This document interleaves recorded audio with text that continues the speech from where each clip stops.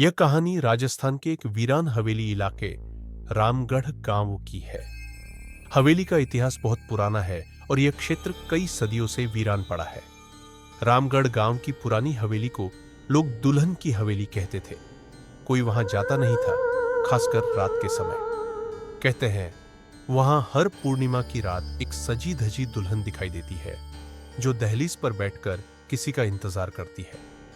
कहानी की शुरुआत होती है कबीर से, एक युवा वीडियोग्राफर जो अजीब जगहों पर जाकर डॉक्यूमेंट्री बनाता था। जब उसे दुल्हन की हवेली के बारे में पता चला तो वह अपने कैमरा और दोस्त आरव के साथ वहां पहुंच गया।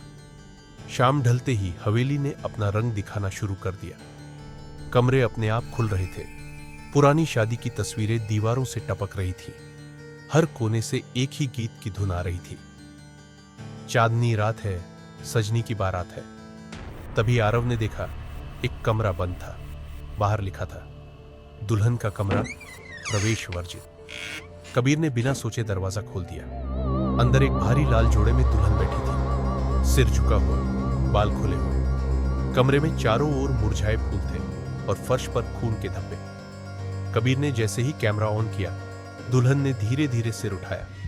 उसकी आंखें पूरी तरह सफेद थी। वो बोली, तुम लोग बारात से पहले आ गए। तभी दरवाजा अपने आप बंद हो गया। हवेली हिलने लगी। आरव चीखा, कबीर भागो! लेकिन कबीर जैसे किसी ट्रांस में था। दुल्हन उठी, हवा में तैरती हुई कबीर की ओर बढ़ी। उसने कबीर के माथे पर सिंदूर लगाया और बोली, अब तू मेरा दूल्हा है। उसकी हंसी हवेली भर में गूंजने लगी। आरव ने जैसे तैसे दरवाजा तोड़ा और कबीर को खींचकर बाहर लाया।